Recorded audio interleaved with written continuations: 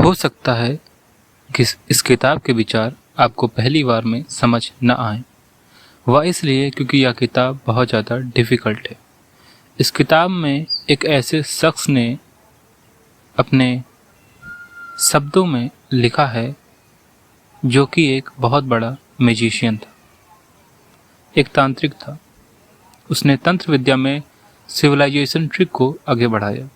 इस ट्रिक में इंसान अपनी इच्छाओं को पूरी करता है, या कुछ इस प्रकार होती हैं जैसे अगर आपको अपनी इच्छा को पूरी करना है तो उसे कागज़ पर लिख दें।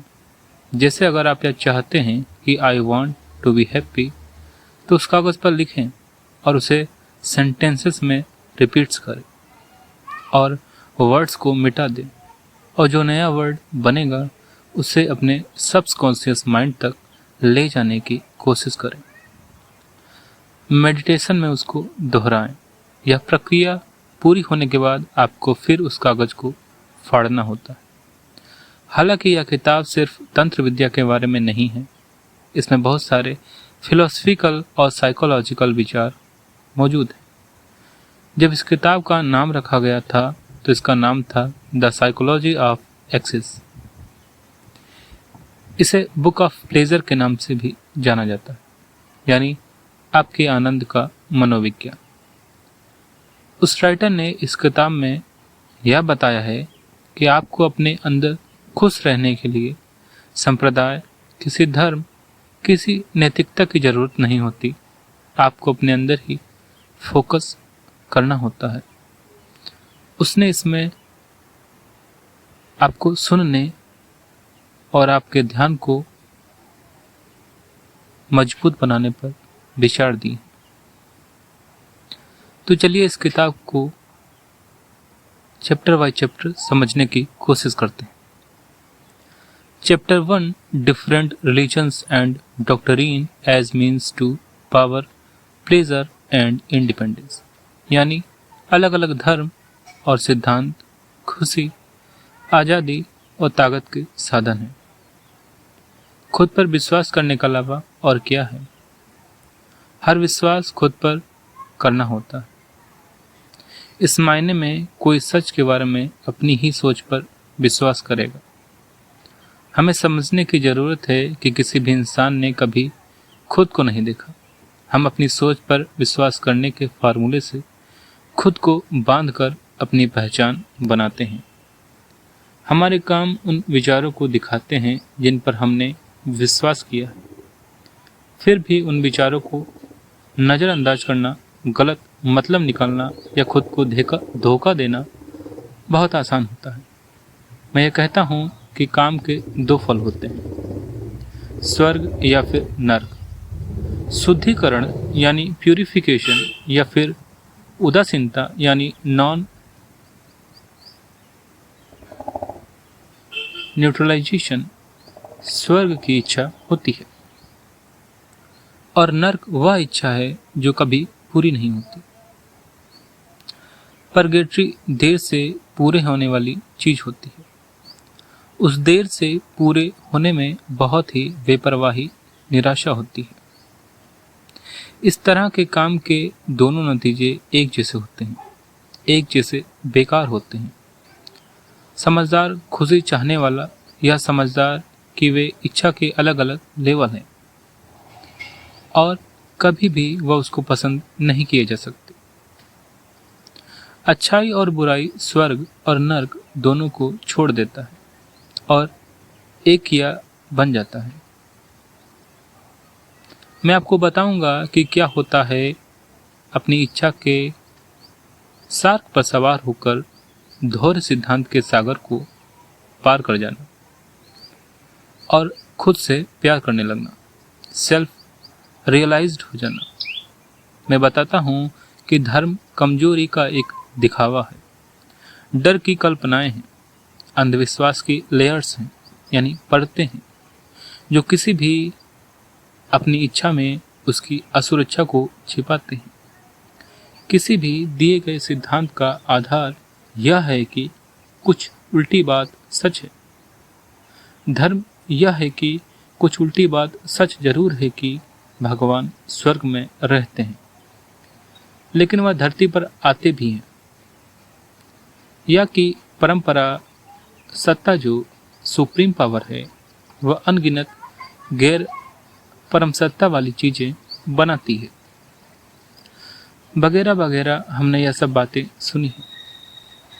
आपको आपके पाप भरे सुख देने के लिए वे आपके तथाकथित पापों को माफ कर देंगे और माफ कर देंगे, सिर्फ या करके करेंगे, लेकिन दिखावे के लिए सिर्फ यह बातें यह रियलाइज कराती हैं कि आप कंट्रोल में हैं। जब आप किसी धर्म पर विश्वास करते हैं तो आप अपने आप को खुद को बांध देते हैं, भले ही वह सिर्फ एक मनगढ़ंत खेल क्यों न हो। उम्मीद जल्दी नहीं होती, अपने आप को ट्रेन करना होता है। किसी से उम्मीद मत रखिए, क्योंकि जब उम्मीद टूटती है तो दुख आपको ही होगा। कुछ लोग विश्वास के विचार की तारीफ करते हैं या मानना कि वे भगवान हैं। उन्हें अपने भगवान होने को साबित करने के लिए इतनी मेहनत करवाया कि वे सच में इस पर विश्वास नहीं करेंगे। विश्वास से उस मजबूत बनने के बजाय नाकाबिलियत या कमजोरी को मान लेना बेहतर होता है। विश्वास के जरिए अपनी नाकाबिलियत को सही ठहराने से उसकी तुरंत मौजूदगी कम नहीं होती। इससे पहले वालों को छोड़कर, यानी पहले वाले विश्वास यानी फेथ को छोड़कर दूसरे वाले को अपनाओ। विश्वास का फार्मूला खुद को धोखा देना नहीं होता और विश्वासी धोखा खा जाते हैं। अपने मकसद को वह नकार देते हैं। विश्वास इनकार है। यहाँ एक तरीके की बेवकूफ़ी है, स्टूपिडनेस है। इसलिए हमेशा नकारना चाहिए और खुद पर फोकस करना चाहिए। मैंने आपको पहले ही कहा है, ये किताब उतनी भी आसान नहीं है। धैर्य के साथ अगर आप इसे सुनेंगे तो आपको समझ आएगा कि सरकारें अपने गुलामों को गुलाम बनाए रखने के लिए उनके गले पर धर्म थोप देती हैं, और यह हमेशा कामयाबी भरा स्टेप होता है। हर देश में यही हुआ है। जो इससे बच निकलते हैं वे बहुत कम लोग हैं, इसलिए उन लोगों का सम्मान बहुत ज़्यादा है। जो स्वयं शब्द है वह तभी अपने असली रूप में आता है जब विश्वास खत्म हो जाता है। जो कम बेवकूफ़ लोग हैं वह यह भूलने की कोशिश करते हैं कि भगवान उनकी अपनी एक सोच है, उतना ही कानून के अधीन है। तो फिर विश्वास की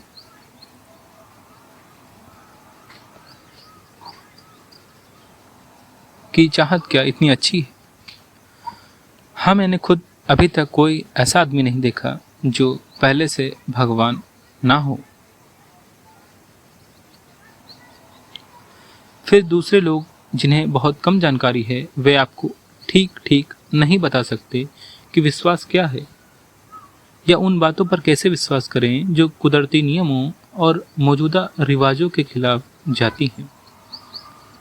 पक्का यह मुझे विश्वास है, कहने से नहीं होता। यह कला बहुत पहले ही खो चुकी है। वे आस्था रखने वालों से ज़्यादा उलझन और ध्यान भटकाने के शिकार होते हैं, क्योंकि वे बहस से भरा और अपना मुंह खोलने का काम करते हैं। जब तक वे अपना कन्फ्यूज़न नहीं फैलाते तब तक वे बेबस और दुखी रहते हैं। वे एक ऐसी सोच और तरीका अपनाकर अपनी बात मनवाने की कोशिश करते हैं जिसमें क्रिएटिविटी शामिल नहीं होती है। तुम रहस्यवादी बनो। आपको एक मिस्टेक बनने की ज़रूरत है। दूसरे लोग प्रार्थना में विश्वास करते हैं। क्या तुम सब ने यह नहीं सीखा कि मांगने का मतलब मना किया जाना? हाँ, इसे अपने गोस्पल की जड़ बनने दो। ओह, तुम जो दूसरों की जिंदगी जी रहे हो, इसे छोड़ दो। जब तक इच्छा तुम्हारे सबकॉन्शियस में ना आ जाए, वह कभी पूरी नहीं हो सकती। इस जिंदगी में तो बिल्कुल नहीं।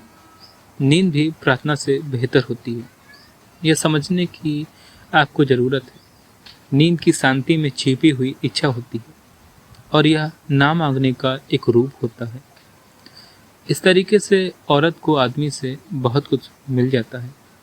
अगर तुम्हें प्रार्थना करनी ही होती तो प्रार्थना को सिर्फ थकाने के तरीके के तौर पर इस्तेमाल करो, और जो थकान, जो वह एंजाइटी होगी तुम्हें अपनी इच्छा के विरुद्ध, उसमें तुम्हें प्रार्थना मिल जाएगी। कुछ लोग अलग अलग धर्मों में एक जैसी बातें दिखाने के लिए बहुत कुछ करते हैं। मैं भी जरूर करता हूँ, बस एक साबित करने के लिए कि कोई बुनियादी भ्रम जरूर है। लेकिन वे कभी खुद को यह महसूस ही नहीं होने देते कि वे मजाक के पात्र बन रहे हैं, और उन्होंने इसका जितना अफसोस हुआ है, वे उन अनजान लोगों से ज़्यादा मुश्किलों का सामना करते हैं। वे जो भी डरवाने भ्रम का पहचान पाते हैं, वह उन्हें सच कह देते हैं। यह बेवकूफ़ी होती है। वे सभी धर्मों में सबसे बड़ी समानता कभी नहीं देखते। डर के भ्रम से कंट्रोल, यह उनका अपनी कल्पना की कमी और धर्म के राहत के वादे के बीच एक फर्क होता है। इसके बजाय धर्मों के बीच जरूरी अंतर दिखाना बेहतर होगा। कंट्रोल के अलग अलग तरीकों को जानना अच्छी बात होती है। क्या उनकी एक ही मकसद धोखा देना या राज करना नहीं है? तो पक्का भगवान और धर्म कोई जगह नहीं होनी चाहिए। कुछ लोग सच की तारीफ तो करते हैं, लेकिन उसे कई कंटेनर दे देते हैं। वे रिश्ते और धार्मिक पैराडॉक्स, अनुभव और भ्रम ढूंढने लग जाते हैं। फिर वह अपने कंटेनर के मनमाने को भूल जाते हैं। फिर उन्हें जो पैराडॉक्स मिलता है वह सच नहीं होता, बल्कि सिर्फ सच तो यह होता है कि कुछ और भी कुछ समय के लिए सच हो सकता है। मैं अपनी शिक्षा का आधार कुछ ऐसा बनाऊंगा जो पैराडॉक्स और उसके मतलब से बहुत ऊपर चला जाए। आइए एक बात साफ साफ कहने की कोशिश करें। सच को बांटा या नकारा नहीं जा सकता। सिर्फ सेल्फ लव को नकारा नहीं जा सकता, और सिर्फ सेल्फ लव ही बिना किसी शर्त के पैराडॉक्सिकल है। इसलिए सिर्फ वही सच है बिना किसी मदद के पूरा। दूसरे लोग सेरेमोनियल मैजिक की तारीफ करते हैं, और यह कहा जाता है कि उन्हें बहुत इसमें एक्सेस यानी आनंद की अनुभूति होती है। हमारे असाइलम में भीड़ ज़्यादा होती है, स्टेज पर भी भीड़ होती है। क्या सिंबल बनाने में हम सिंबल बन जाते हैं? क्या खुद को राजा बना लूं तो क्या मैं राजा बन जाऊंगा? ऐसा नहीं होगा, बल्कि मैं तो नफरत या दया का पात्र बनूंगा। यह जादूगर जो अपनी धोखेबाजी के पीछे छिपे रहते हैं, वे कोटों के बेरोजगार डंडीस हैं। मेरा जादू कुछ और नहीं बल्कि बिना मांगे आकर्षित करने की किसी की नेचुरल काबिलियत है। मेरा जो रिचुअल है वह बिना किसी बदलाव के होता है। इसका जो सिद्धांत है उनके बिल्कुल उलट। मैं उन्हें और उनके उसूलों को अच्छी तरीके से जानता हूँ, जो अपनी ही रोशनी से डरना सिखाते हैं। वे वैम्पायर की तरह या जोकर की तरह अपनी इच्छाओं को आकर्षित करना चाहते हैं। उनके काम उनकी काबिलियत साबित करते हैं, और उनके पास नॉर्मल चीज़ों को और बढ़ाने के लिए कोई जादू नहीं होता। एक बच्चे या सेहतमंद इंसान की जो खुशी होती है वह कोई ऐसा नहीं है जिससे वे खुद को अपनी खुशी या समझदारी जगा सकें। उनके तरीके कल्पना के दलदल और हालात की उलझन पर निर्भर करते हैं। उनका जो ज्ञान होता है वह लगभग खाने से भी कम तमीज़ पर मिलता है। मैं तो यह भी कहता हूँ कि वे सबसे निचले दर्जे के जानवरों से भी कम आज़ाद हैं और उन्हें उतनी ही खुशी नहीं मिलती जितनी सबसे बुरी होती है। अपनी घूर्णनी ज़्यादा चीज़ों, अपनी ताकत की कमी, यहाँ तक कि पर्सनल चार्म या खूबसूरती के जादू की भी कमी के लिए खुद को दोषी मानते हुए वे अपने पुराने टेस्ट और खुद को बढ़ाने में बहुत बुरे होते हैं। एनर्जी अपनी गुलामी से आज़ाद नहीं होती। बड़ी ताकत बंटवारे से नहीं मिलती।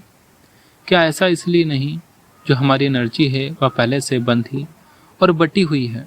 हम जादुई तो दूर काबिल भी नहीं हैं इसके। कुछ लोग मानते हैं हर चीज़ सिंबॉलिक होती है, उसमें कुछ ना कुछ प्रतीक मौजूद होते हैं और उसे छिपे हुए सच को समझने के लिए लिखा जा सकता है। लेकिन किसी चीज़ का सच वे नहीं जानते, मैं जानता हूँ। उनका तर्क सिर्फ एक मेटाफर होता है, एक अलंकार होता है जो सावधानी से साफ बातों को कंफ्यूज करके छिपे हुए गुणों का इशारा देता है। क्या यह बेवजह का मोटापा चाहे कितना भी प्रभावशाली क्यों न हो, क्या यह घिनौना नहीं है? सुअर भले ही गंदा हो, हमारे अच्छे टेस्ट के लिए नफरत पैदा नहीं करता। एक जैसा होना नकल को न्योता देता है। जैसे जैसे उनके तर्क घटिया और बनावटी हो जाते हैं, वैसे वैसे वे भी मर मिट जाते हैं। अपनी ईमानदारी दिखाने के बाद वे ही अपने मतलब को सजाए और बढ़ा चढ़ाकर पेश करते हैं, चाहे वह कितना भी बुरा क्यों ना हो। सच भले ही आसान हो, उसे बताने में कभी भी धुंधलापन या कन्फ्यूजन होने की कतई जरूरत नहीं होती। सीधा बोल डालो। उसकी अपनी पवित्रता सभी संभावना यानी पोटेंशियल को अपनी रहस्यमय सजावट के तौर पर अपना लेती है। कॉमन सेंस में बात करें तो अपना स्टैंड लें और आप उस सच को शामिल करें जो कभी झूठ नहीं बोला जा सकता। अभी तक तो कोई तर्क नहीं जीता है।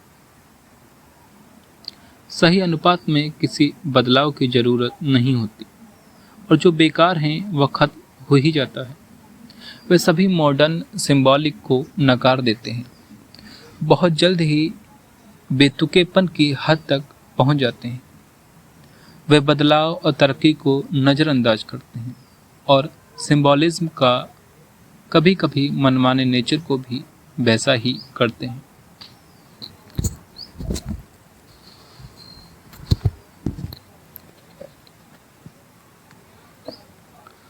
अब यह समझने की जरूरत है कि परंपरा में बनी हुई बेवकूफ़ी हमें चांस देती है। बिना साइंस के आज के समय का हिसाब रखे बिना पारंपरिक तरीकों को अपनाने से उनका सिंबल अस्त व्यस्त और बेमतलब का हो जाता है। असली मतलब ना जानते हुए वे पुराने सिंबल को समझने के लिए अपनी ही हल्के नकल बना लेते हैं।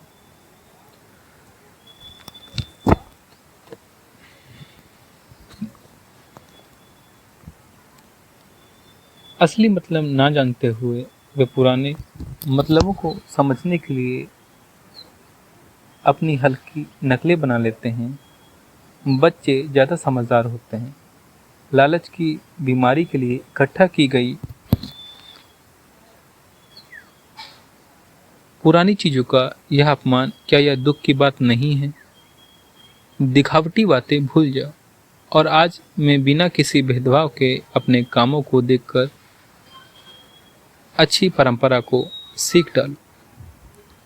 कुछ लोग नैतिक सिद्धांतों में विश्वास की तारीफ करते हैं, जिससे वे स्वाभाविक रूप से लगातार तोड़ते रहते हैं और कभी कभी अपना मकसद हासिल ही नहीं कर पाते। सही स्वभाव के होने पर यह लोग अपने राज में काफ़ी हद तक सफल हो जाते हैं और सबसे ज़्यादा सेहतमंद और समझदार और खुश रहते हैं।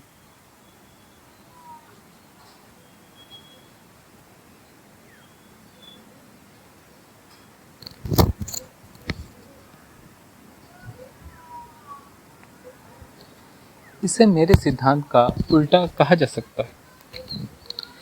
ठीक ठीक संतुष्टि मिलती है, जबकि मेरी संतुष्टि पूरी होती है। जो महान काम के लिए मजबूत नहीं है, उसे यही रहने दो। उसे कहीं आगे जाने की जरूरत नहीं। अगर उसे सच्ची आज़ादी दी जाए तो वह धोखा खा सकता है। इसलिए तुम विनम्र लोगों, निडर होकर अपने पंख फैलाओ।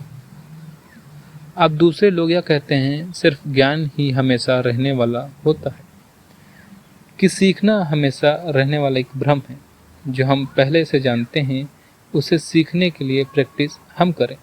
लेकिन हम खुद से पूछ सकते हैं, हम कैसे बेवकूफ़ी लाते हैं। बेवकूफ़ी की सोच बिना ऐसा क्या है जिसे हम नहीं जान सकते, पूरा नहीं कर सकते, दूसरे लोगों से कॉन्ट्रैक्शन में विश्वास करते हुए नहीं देख सकते। आपको आज़ाद नहीं करेगा ये सब। ऐसा सोचने वाला मन ही बंधक बन जाता है।